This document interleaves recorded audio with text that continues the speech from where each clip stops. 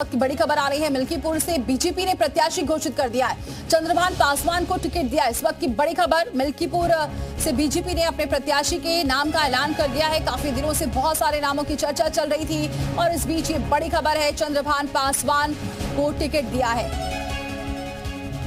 तो बड़ी खबर, इस वक्त बीजेपी ने अपना प्रत्याशी घोषित कर दिया है। चंद्रभान पासवान को टिकट दिया है क्योंकि बीजेपी ने अभी तक अपने प्रत्याशी को घोषित नहीं किया था, जिसको लेकर बीजेपी पर लगातार निशाना भी साधा जा रहा था।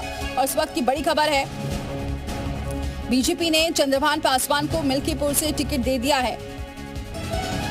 चर्चाएं बहुत सारे नाम की थी, लेकिन आपको बताएं इस वक्त की बड़ी खबर, मिल्कीपुर से बीजेपी ने प्रत्याशी घोषित कर दिया है। चंद्रभान पासवान को टिकट दिया गया है। सपा से अजीत प्रसाद मैदान में है।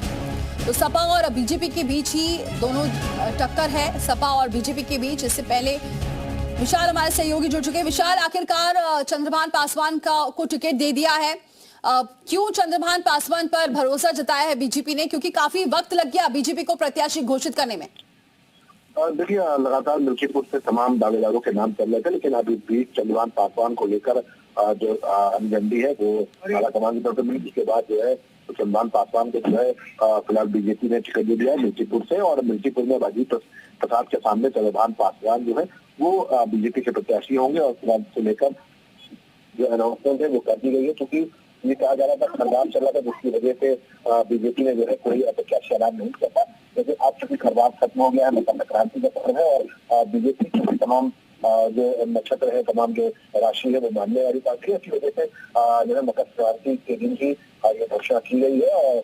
और फिलहाल मिल्कीपुर से बीजेपी के लिए चंद्रभान पासवान स्थानीय जो है विवाद होंगे। और क्योंकि लगातार अगर हम बात करें तो बाबा गोरखनाथ को लेकर भी काफी विरोध था। बाबा गोरखनाथ वहाँ से एक बार विधायक थे और एक बार भी लगातार टिकट मांग रहे थे, लेकिन बाबा गोरखनाथ को लेकर वहाँ पे स्थानीय लेवल पर नाराजगी जो थी वो शायद दिखाई पड़ी थी। और चंद्रभान पासवान को लेकर लोकप्रियता जो है वो सामने आई थी, जिसके बाद अब बीजेपी ने चंद्रभान पासवान का दाव खेलते हुए उम्मीदवार बना दिया है। बिल्कुल विशाल, क्या लगता है टक्कर दे पाएंगे अजीत प्रसाद को? देखिए, बिल्कुल चंद्रभान पासवान स्थानीय नेता है और उनका अगर हम बात करें बैकग्राउंड तो वहाँ के लोकप्रिय नेताओं में एक माने जाते हैं। उसी वजह से उनके लिए एक पार्टी कैडर के लोग जो थे वो समर्थन में खड़े थे। और यहाँ तक कि स्थानीय फीडबैक भी उनका बेहतर मिला था, क्योंकि स्थानीय फीडबैक पर सबने ये जताया था कि चंद्रभान पासवान जो है वो लगातार लोगों से संपर्क में रहते रहे। और चूंकि वहाँ पे अगर हम बात करें तो लोकल स्थानीय नेता है, तो इसी वजह से उनके नाम को लेकर स्थानीय लोगों की लगातार मांग थी। स्थानीय पदाधिकारी ने भी नाम कतारों को भेजा था। और अब फिलहाल चंद्रभान पासवान पर मोहर लगाते हुए बीजेपी ने चंद्रभान पासवान को टिकट दे दिया है। और चंद्रभान पासवान अब अजीत प्रसाद के सामने चुनाव लड़ते हुए नजर आए। बिल्कुल। और विशाल, ये चंद्रभान पासवान पर पहले भी इससे पहले जब चुनाव होने वाले थे तब भी ये कयासों में था। इनका नाम उस वक्त भी बहुत ज्यादा चर्चाओं में है। और ये माना जाए क्योंकि 2 बार जिला पंचायत सदस्य रह चुके हैं, ग्राम प्रधान का भी दायित्व निभा चुके हैं, यानी उनकी अच्छी खासी जमीन पर पकड़ है। और ऐसे ही प्रत्याशी की बीजेपी खोज कर रही थी कि जिनकी जनता के साथ पैठ बनी हो।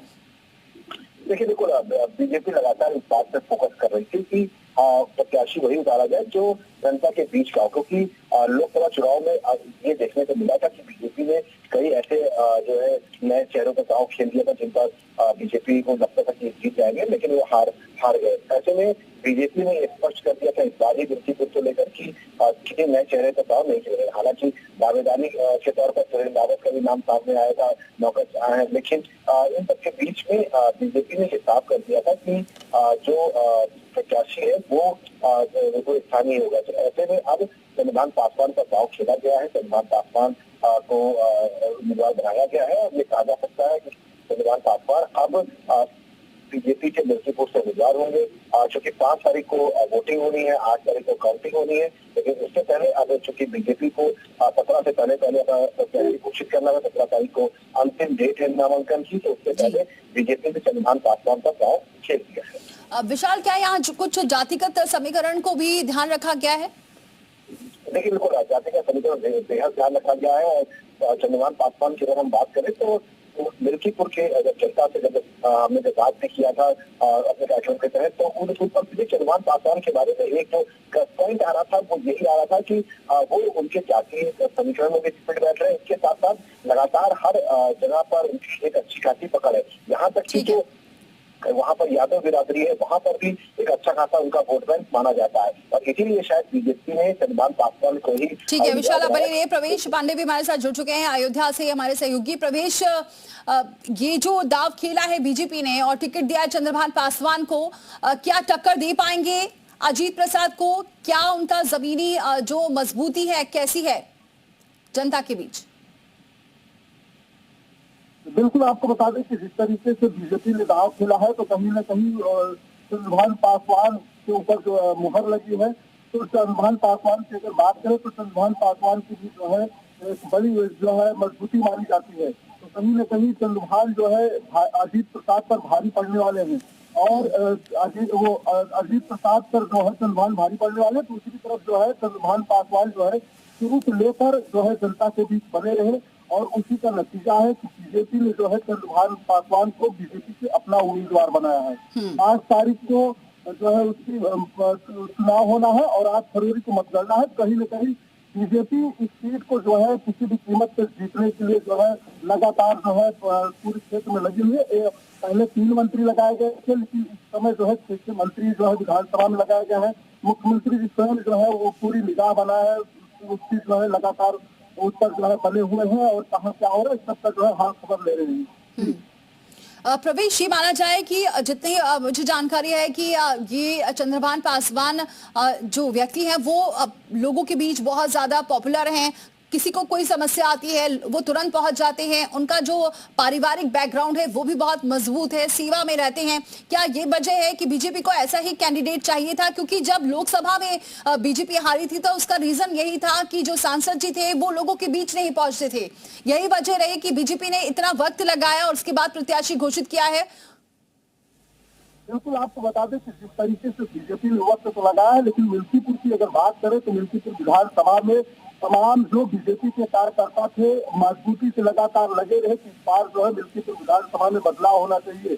अगर कैंडिडेट बदला गया तो बीजेपी की जीत निश्चित हुई है, जिसको लेकर तमाम जो है चर्चाएं हुई। इस चर्चा के बाद जो है उस पर गहन मंथन हुआ। मंथन के बाद बीजेपी ने जो है आज अपना जो है उम्मीदवार बनाया है। अगर वही बैकग्राउंड की बात करें तो चंद्रभान पासवान का जो बैकग्राउंड है वो काफी मजबूत माना जाता है। वहीं दूसरी तरफ चंद्रभान पासवान को अगर एक भी फोन जाता है, चाहे दिन हो चाहे रात हो, तो चंद्रभान पासवान वहां पर मौजूद मिलते हैं। और चंद्रभान पासवान ही नहीं, उनकी पत्नी भी लगातार क्षेत्र में बनी रहती है, लोगों के सुख दुख में शामिल होती रहती है। जी, लेकिन अब क्या लगता है जो, क्योंकि बहुत सारे आरोप भी लगे हैं सपा पर, और उसके बाद क्या बीजेपी वहां मजबूत स्थिति में अभी लग रही है? क्योंकि सपा ये दावा कर रही है कि ये सीट हमारी बिल्कुल पक्की है, भले ही कितने भी आरोप क्यों ना लगे हों। बिल्कुल, आपको बता दें कि जिस तरीके से अगर बात की जाए मिल्कीपुर विधानसभा चुनाव की, काफी दिलचस्प लड़ा रही है, क्योंकि समाजवादी पार्टी कहती है कि हमारी जीत सुनिश्चित हो चुकी है, बीजेपी कहती है कि हमारी जीत है। लेकिन जो विधानसभा के जो मतदाता है वो उन्होंने साफ तौर पर सीधे कह दिया है कि एक बार भूल हुई है, दोबारा अब मिल्कीपुर विधानसभा में भूल नहीं होगी। एक बार हम लोगों ने जो मौका दिया था अजीत प्रसाद को, गलती से मौका दिया है, वो अयोध्या के राजा बन गए हैं। अब वो राजा नहीं है, और ना ही मिल्कीपुर में समाजवादी पार्टी चुनाव जीत पाएगी। बीजेपी की बड़ी जीत होगी। ये बीजेपी के कार्यकर्ता जो है, वहाँ के जो मतदाता है, उनका साफ तौर पे यही कहना है कि उपचुनाव बीजेपी ही जीतेगी। जी, लेकिन ये भी जानना चाहेंगे अभी, क्योंकि सीएम योगी इस पूरे मिल्कीपुर पर उनकी शुरू से नजर है, पहले भी थी और अभी भी थी, तो ऐसे में क्या लग रहा है ग्राउंड जीरो पर कितनी मजबूती है यहाँ चंद्रभान पासवान की? क्योंकि ये अजीत प्रसाद को भी बार बार यही कहा जाता है कि लोग उनको बहुत पसंद करते हैं, उनकी छवि लोगों के बीच इतनी ज्यादा फेमस है, इसी वजह से अजीत प्रसाद को लोग पसंद करेंगे। नहीं, अगर बात की जाए विधानसभा में तो इससे पहले अजीत प्रसाद जी तो अभी चुनाव में आए हैं और उसी विधानसभा के निवासी हैं। लेकिन अगर बात चंद्रभान पासवान और अजीत में की जाए तो चंद्रभान पासवान इस समय भारी पड़ रहे हैं, क्योंकि चंद्रभान पासवान को इससे पहले रुदौली विधानसभा में जब जिला पंचायत का चुनाव हुआ था तो बीजेपी ने अपना उम्मीदवार बनाया था, लेकिन उन्होंने बीजेपी का जो टिकट था उन्होंने कहा कि हमारी तैयारी जहाँ से है हम वहीं से लड़ना चाहते हैं। इसको लेकर जो है चंद्रभान पासवान ने मना कर दिया था और जिस सीट से वो चाहे थे उस सीट से चुनाव जीते और उसके बाद उनका जो बैकग्राउंड है, राजनीतिक बैकग्राउंड और मजबूत होता गया। लगातार क्षेत्र में चलते रहे, उनके पिताजी भी चलते रहे, उनकी पत्नी चलती रही, उनके छोटे भाई लगातार क्षेत्र में बने रहे, सबसे सुख में शामिल होते रहे।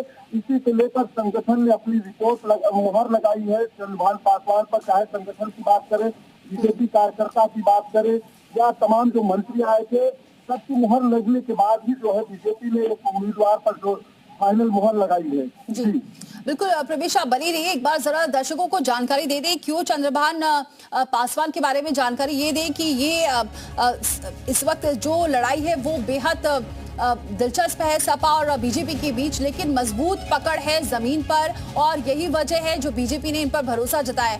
लेकिन क्या लग रहा है प्रवेश, क्या यहाँ जातिगत समीकरण को भी ध्यान में रखा गया है? बिल्कुल जातिगत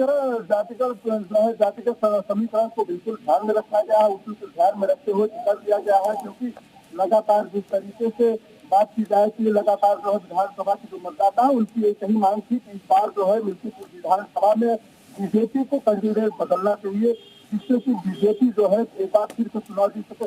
दूसरी तरफ बीजेपी अपने लोकसभा हार को जो है भुलाने के लिए मिल्कीपुर विधानसभा पे डटी हुई है। किसी भी कीमत पर मिल्कीपुर विधानसभा जो चुनाव होना है इसको जीतने के पूरे प्रयास कर रही है और जिससे कयास लगाया जा रहा है कि चुनाव होता है तो ये सत्ता का चुनाव होता है। इसलिए जो है मतदाता भी और मिल्कीपुर क्षेत्र के लोग भी लगातार यही कह रहे हैं कि चुनाव जो होता है वो सत्ता का चुनाव होता है, इसलिए बीजेपी की जीत निश्चित मानी जा रही है। बिल्कुल प्रवेश, लेकिन क्या आपको लग रहा है कि क्या इस बार वहां पर मुद्दे हावी होंगे या फिर जो फेस है वो हावी होगा? क्योंकि वैसे भले ही यहाँ चंद्रभान पासवान का नाम ऐलान किया गया हो, लेकिन अगर हम देखें तो शुरू से ही सीएम योगी वहां पर मजबूत तौर पर लगातार दौरे कर रहे हैं और वहां पर वो कैंपेन कर रहे हैं। तो क्या लग रहा है कि यहाँ पर किस उस पर मुहर लग सकती है, तमाम मुद्दों को लेकर या फिर फेस को लेकर?